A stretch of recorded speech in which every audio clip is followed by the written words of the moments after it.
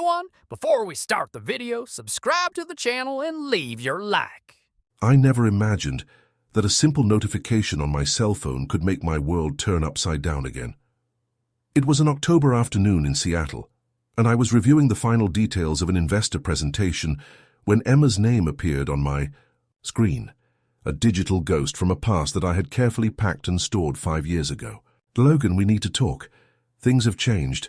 Sitting in my office on the 32nd floor overlooking the Space Needle, I let out a heavy sigh. TechVision, my artificial intelligence startup, had just reached its highest market valuation, and Rachel, my girlfriend of 2 years, had just moved into my apartment. Life was finally in the right place, or at least that's what I thought. I ignored the message initially. I learned the hard way that some doors are best kept closed. Emma and I broke up when I was just a junior developer struggling to get my first company off the ground. She and her friends, the self-proclaimed circle of wise women, made it very clear that I was not suitable husband material. No real ambition, they said. It can't provide the lifestyle she deserves, but the messages kept coming. "I saw that your company is doing well. Congratulations. I always knew you had potential. I just signed the divorce papers. It's been making me think about us a lot." The irony did not escape me. The same potential that was ridiculed years ago was now being used as bait. But I wasn't that insecure 25-year-old anymore. TechVision wasn't just a successful company. It was my personal redemption built on sleepless nights and countless cups of coffee. Rachel noticed my uneasiness during dinner that night. As editor-in-chief of a technology magazine, she had an almost supernatural ability to read people. "You're distant today," she commented, pushing her risotto around with her fork. "Did something happen at the company?" I told her about the messages. Our relationship has always been based on absolute honesty, something I learned to value after my turbulent breakup with Emma. "And how do you feel about that?" Rachel asked, her green eyes fixed on me with that unique mix of concern and understanding. "Honestly angry, not because of the message itself, but because of the timing. Why now? Why when everything is finally perfect?" she added with an understanding smile. But the universe had other plans. The next morning, my phone exploded with notifications. The circle of wise women had taken action. Jennifer, the group's unofficial leader, posted a long Twitter thread about how cruel I was being by ignoring Emma in her moment of vulnerability. "After everything she's done for you." One of the tweets read, "This is how you give back. Success has changed you, Logan." Melissa, another in the group, shared edited screenshots of old conversations, painting a distorted picture of me as a neglectful boyfriend who only cared about work. Sarah, third in the group, began tagging TechVision investors in posts suggesting I was of questionable character. The company's legal department went on alert. Our marketing director, Sophia Chen, called me in for an emergency meeting. "Logan, this is starting to affect our image. 3 potential clients have already asked about these posts." Sitting in my office chair, I watched the city through the floor-to-ceiling windows. Seattle felt surreally calm below, oblivious to the chaos unfolding in my life. "What's your recommendation, Sophia?"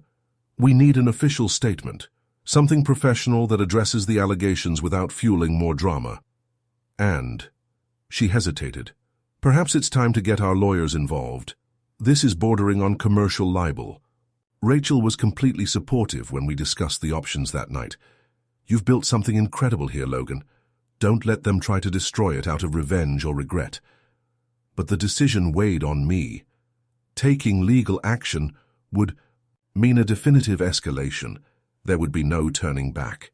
Still, as I watched yet another round of defamatory posts emerge, I realized my responsibility was not just to myself, but to my 200 employees and their families. The next morning, I emailed our legal team. The message was short. "We need to discuss options to protect the company from defamation on social media." Emma sent another message that afternoon. "Have your priorities changed that much? Are money and status more important than people now?" I looked at the photo on my desk, me and Rachel on Mount Rainier, genuine smiles, real happiness. It wasn't about money or status. It was about respect, personal growth, and the right to move forward. I responded for the first and last time, "Emma, I respect your difficult time, but my life has moved on. Please ask your friends to stop the attacks on my company. I don't want to take legal action, but I will if necessary to protect the work of hundreds of people." The silence that followed was deafening, but I knew the storm was just beginning.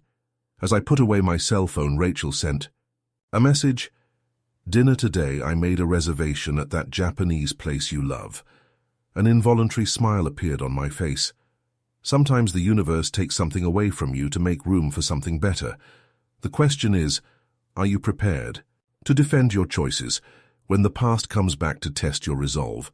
With the first legal documents being prepared and a negative media campaign brewing on the horizon, I knew the next few days would be decisive. But for the first time in my life, I had no doubts about my path, even if it led me to a battle I never wanted to fight. The first notice of legal proceedings arrived on a typical Seattle rainy Thursday. Sophia walked into my office, holding the envelope like it was a bomb about to explode. Jennifer, the leader of the Circle of the Wise, was suing TechVision for bullying, claiming that my public response to her posts constituted a form of corporate intimidation. "They're playing dirty," Sophia commented, running a hand through her dark hair in frustration. "They've completely transformed the narrative. Now we're the big evil corporation going after poor women who were just voicing their opinions." Rachel, who was eating lunch with me when Sophia walked in, looked up from her laptop. As editor-in-chief, she fully understood how narratives could be manipulated. They know exactly what they're doing. It's calculated. The lawsuit was just the tip of the iceberg. In the last week, the Circle of Wise Women had escalated their campaign to a new level. They discovered the emails of all our major investors and began a coordinated email campaign alleging unethical practices at the company. Some of the emails included old photos of me and Emma edited to make it look like I had been abusive in the relationship. "Logan," Rachel said, closing her laptop, "we need to talk about Emma." My stomach sank. For the past 2 weeks since the messages started, Rachel had been my safe haven. But I realized at that moment that we had never really discussed my previous relationship in depth. "What exactly happened in the end?" she asked, her voice calm but firm. "Because this," she gestured to the court documents, "looks like more than just an unresolved ex-relationship." I took a deep breath, remembering those last turbulent months with Emma. "It was 5 years ago," I began. "I was developing the first TechVision prototype in my tiny apartment on Capitol Hill. Emma wanted to get married, buy a house in Bellevue, start a family. Her friends constantly pressured her, saying she was wasting time with a dreamer with no future." Rachel listened intently as I continued. "One day I came back early from a meeting with potential investors and found Jennifer and Melissa in our apartment with Emma. They were reviewing other guys' LinkedIn profiles, executives, doctors, lawyers. Emma was crying, saying she couldn't wait forever for me to grow up." "Did she break up with you that day?" "No, but something broke. Over the next few weeks, the Circle of Wise Women began introducing Emma to other men, always comparing me unfavorably. When we finally broke up, it was because she met a bank executive. They celebrated like it was a huge victory." Sophia, who had remained silent, spoke, "And now that this marriage is over, and you've been successful, now I'm suddenly worthy," I added bitterly. My phone buzzed another email from Emma. "Logan, my friends are just having my back. You could put an end to all of this if you would just talk to me in person. 1 hour, that's all I ask." Rachel read the message over my shoulder, and her expression hardened. "You don't owe her that," he said firmly. "I know," I replied, "but I also know that this situation is only going to get worse before it gets better." And it got worse. That afternoon, we discovered that Jennifer had created a blog detailing alleged instances of discrimination at TechVision. The stories were completely fabricated, but they were gaining traction in certain tech circles. Mark Davidson, our lead attorney, called an emergency meeting. "We have solid grounds for a defamation countersuit," he explained, adjusting his glasses. "But I have to be honest, this is going to get ugly. They are going to use every aspect of your personal life as ammunition." "What if I found Emma?" I suggested, although the words left a bitter taste in my mouth. "Maybe we could settle this out of court." Rachel, who had insisted on participating in the meeting, became visibly tense. "Logan, this is exactly what they want. to give Emma power over you again. Mark agreed. Besides, any direct contact now could be used against you in the process. That night, lying in our bed, I couldn't sleep. Rachel turned to me in the darkness. Do you still have feelings for her? His voice was calm, but I could detect the vulnerability. No, I replied without hesitation. But it angers me that after 5 years she still has the power to affect my life like this. Then don't let me, Rachel said simply. You built something incredible not only with TechVision, but with your life. Don't let them rewrite your story. The next morning I received an anonymous email with recent photos of me and Rachel taken on the street. The message read, "Are you sure she is the right choice? Emma has always been your true love." It was the last straw. I called Mark immediately. Prepare the documents for the countersuit, I instructed, and I want a restraining order against all of them. Sophia organized a press conference for that afternoon. As I prepared to face the cameras, Rachel adjusted my tie. "Remember," she said, "you are no longer the insecure developer you were 5 years ago. You are Logan Bennett, CEO of TechVision, and you don't owe anyone an answer about your personal choices." Standing in front of the microphones, I looked directly into the cameras and began, 5 years ago I was told I wasn't good enough. Today I'm here not to prove myself to anyone, but to uphold the reputation of a company built on the hard work of hundreds of talented people. As I spoke, my phone vibrated in my pocket with yet another message from Emma. But for the first time in weeks, I felt no urgency to check on her. Some battles need to be fought, not for what they were, but for what they are now. And this was one of them. The press conference had a greater impact than we expected.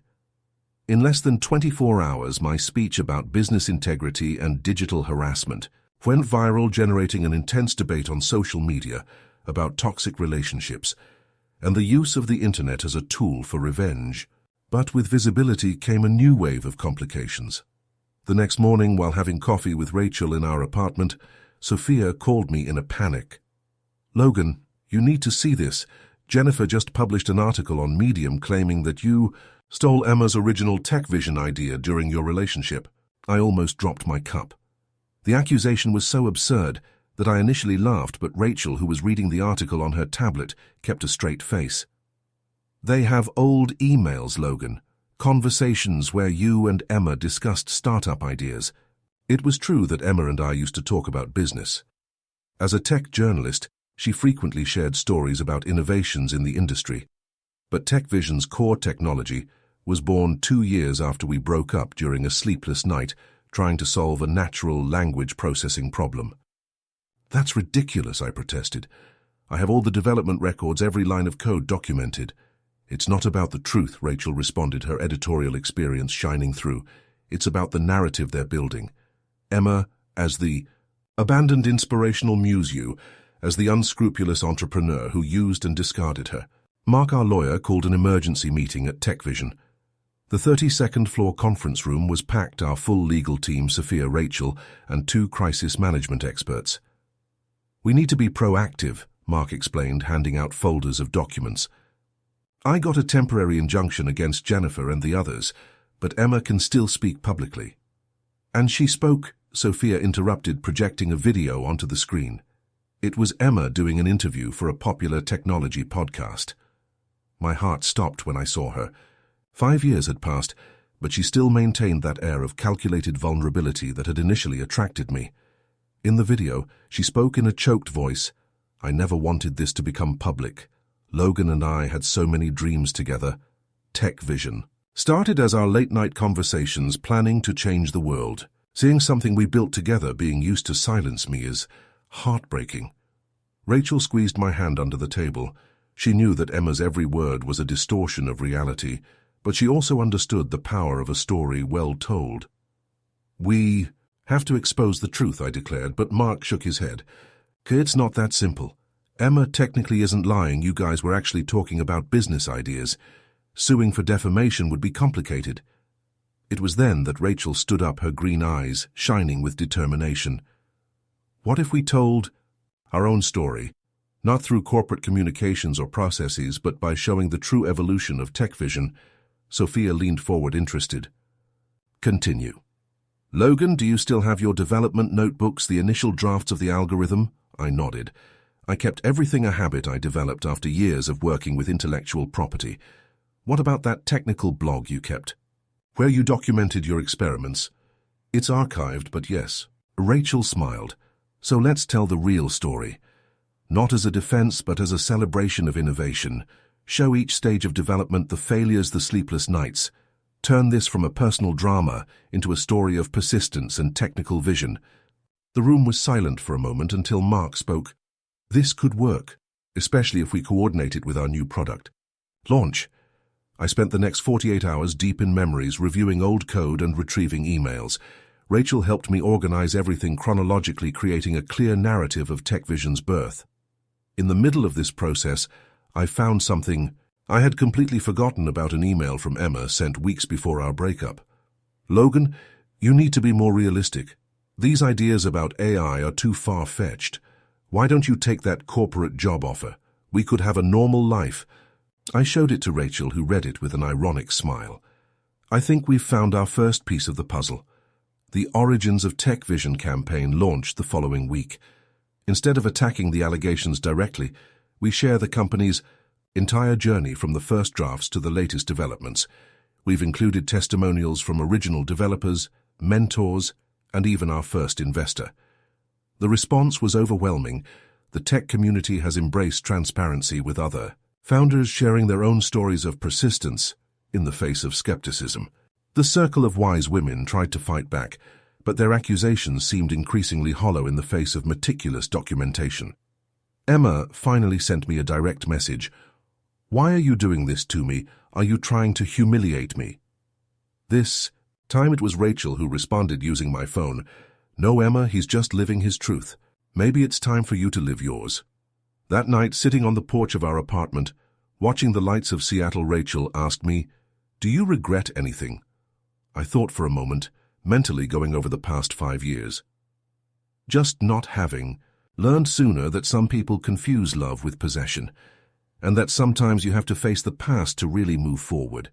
The phone vibrated with a notification, another positive article about TechVision. But for the first time in weeks, I didn't mind checking right away. Sometimes the best response to those trying to rewrite their story is to simply keep living it truly and unapologetically.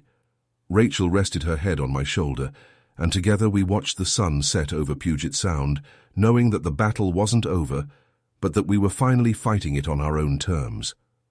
The Origins of TechVision campaign had an unexpected effect. It began to attract attention from other people who had gone through similar situations. My inbox was filled with messages from entrepreneurs sharing their own stories of toxic relationships and professional overcoming.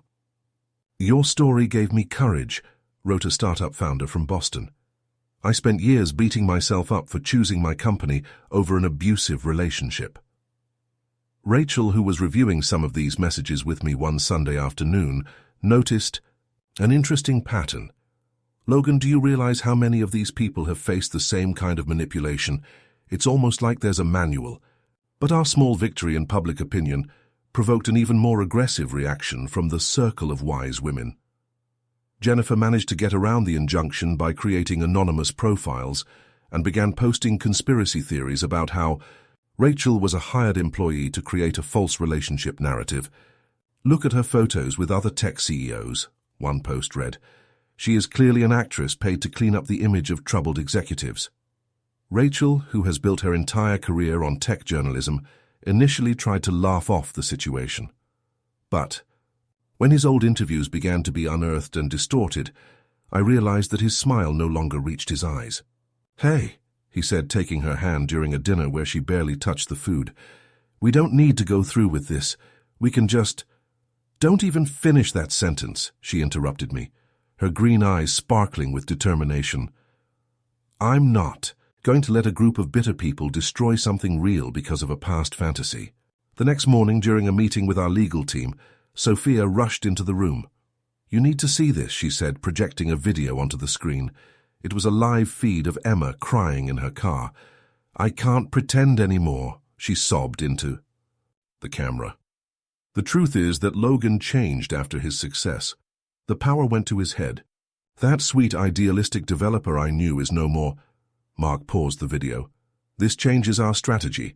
It is clearly unstable, which gives us more basis for legal action, but also makes everything more delicate. Delicate is an understatement, Rachel commented. She's having a public meltdown and her friends are fueling it instead of helping her. At that moment, something clicked in my mind. Her friends. When was the last time we checked Jennifer's investments? Mark frowned. Like this. Rachel, remember that story you did last year about AI startups? There was a small company, InnovAI. Rachel finished, her eyes widening with realization. Jennifer is a minority investor. They are our direct competitors, I confirmed, and we just closed a contract that they had been chasing for months. Sophia was already typing furiously on her tablet. The timing coincides perfectly. The post started to get more aggressive right after we announced the contract. So this was never about Emma, Rachel concluded. They are using her as a pawn in a corporate game. The anger I felt in that moment was unlike anything I had experienced before. It wasn't about the smear campaign against me or TechVision, but about seeing how Emma was being manipulated by people who were supposedly her friends. Mark, I turned to our lawyer, I want all communication records between Jennifer and InnovAI, and prepare a formal complaint to the Securities and Exchange Commission about possible market manipulation. Rachel placed a hand on my shoulder. Logan, are you sure this is going to be an open war? They've already declared war, I replied. It's just that they chose the wrong weapons. Over the next 48 hours, our legal team worked tirelessly. We discovered that Jennifer not only had investments in InnovAI, but had also orchestrated a coordinated campaign to devalue TechVision shares. It's classic market manipulation, Mark explained. They used personal information and defamation to try to force a drop in the stock's value, likely to allow InnovAI to make a hostile bid. Rachel, who had begun her own journalistic investigation, found more. Emma's ex-husband works for one of InnovAI's biggest investors. I bet that's how Jennifer got all that personal information. The revelation of the truth left me with a bitter taste in my mouth. Emma, who had once been so important in my life, had become a disposable cog in a much larger corporate game. We decided to act surgically.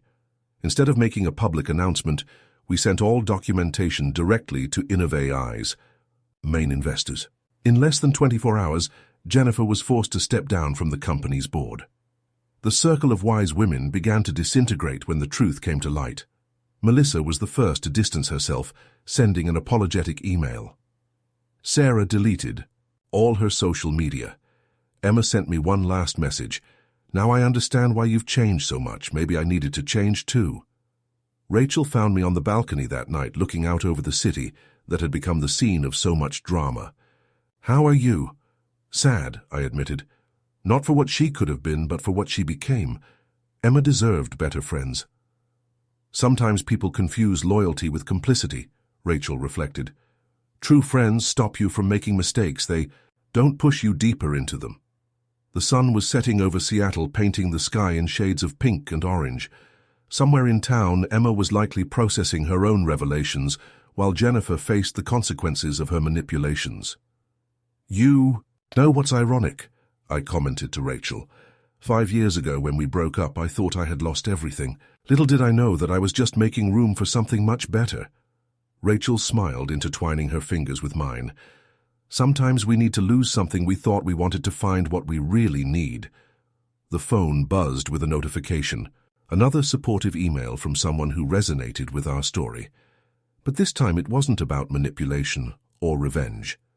It was about hope growth and the courage to choose your own path no matter how many people try to rewrite your story. The truth about Jennifer's manipulations had a domino effect that no one could have predicted. Within days, several tech journalists began investigating similar cases of corporate harassment disguised as personal drama. The TechVision story had opened a Pandora's box in Silicon Valley. Rachel was at the center of it all. As editor-in-chief, she turned her personal experience into a series of investigative reports on business ethics and toxic relationships in the corporate world. It's incredible how many people have gone through similar situations, she commented one night, while reviewing yet another statement, but they kept quiet for fear of professional retaliation. InnovAI was facing an unprecedented crisis. After Jennifer's forced departure, other investors began to question the company's practices. The stock price plummeted, and rumors of a federal investigation began to circulate. That's when I received an unexpected call from Melissa. "Logan," his voice was shaking on the phone, "I need to tell you something about Emma. Something I should have told you a long time ago." I put the call on speaker so Rachel could hear. Melissa revealed that Emma had confessed months before our breakup that she was having an affair with an InnovAI executive. Jennifer, knowing this, used the information to manipulate Emma for years. Her divorce wasn't just about incompatibility, Melissa explained. She discovered that Jennifer was using her personal information for her own benefit from the beginning. Rachel squeezed my hand as Melissa continued. Jennifer had an entire file on the two of you. Every fight, every moment of doubt. She documented everything, waiting for the right moment to use it. The anger I felt was quickly replaced by deep sadness. "Why are you telling me this now?" "Because Emma tried. She's in the hospital, Logan. The weight of the truth was too much." The silence that followed was deafening. Rachel, noticing my hesitation, grabbed the car keys. "Come on. You need to do this."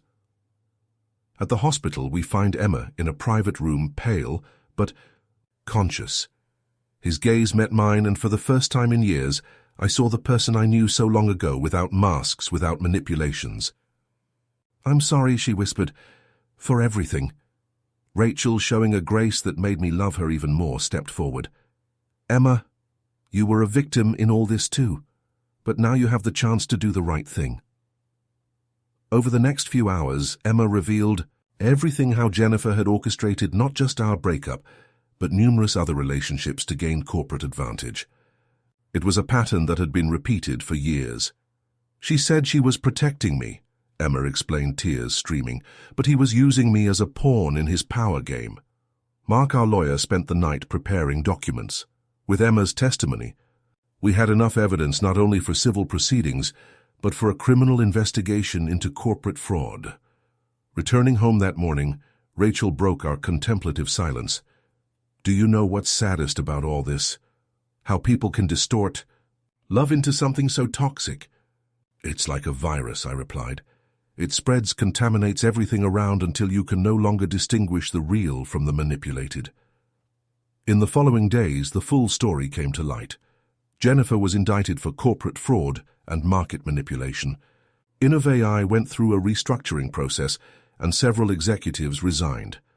Emma, after being discharged, decided to make her own public complaint. Her testimony about how she was manipulated for years helped others recognize abusive patterns in their own professional and personal relationships. TechVision emerged stronger from this crisis. Our transparency throughout the process has earned us not only respect in the market, but also a new mission we have developed, a division focused on corporate ethics and mental well-being in the workplace. Rachel published her series of reports which won an award for investigative journalism. The Web of Power: How Personal Relationships Are Weapons in the Corporate World has become mandatory reading in business ethics courses. One quiet afternoon, months after everything, I met Emma at a neutral cafe in downtown Seattle. She felt different, lighter, more authentic. "You know," she said, stirring her coffee, "for years I convinced myself that I had made the biggest mistake of my life by letting you go. But now I realize that the real mistake was not trusting myself enough to recognize what was real. Sometimes we need to lose everything to find our truth," I replied, thinking about how every choice, every pain, had led me exactly where I needed to be. That night I returned home, where Rachel was waiting for me with surprising news: she was pregnant. As we celebrated, I realized that life has a peculiar way of closing cycles and opening others. "You know," Rachel said, cuddled in my arms on our favorite porch, "I think I finally understand why all this happened." Why? Because some people need to completely break before they can rebuild themselves. Emma needed to lose everything to find herself. Jennifer needed to be exposed to face her own truths. And I needed to go through all this to be exactly here, I added, placing my hand on her belly. The sun was setting over Seattle, painting the sky in shades of hope. Somewhere in the city, Emma was beginning her own healing journey. Jennifer faced the consequences of her choices, and we were writing a new chapter, one built not on manipulations or regrets, but on hard-won truths and genuinely deserved love. Because in the end, it's not our falls that define us, but how we choose to get up after them. And sometimes the greatest act of self-love is recognizing that some doors need to close so that other better ones can open.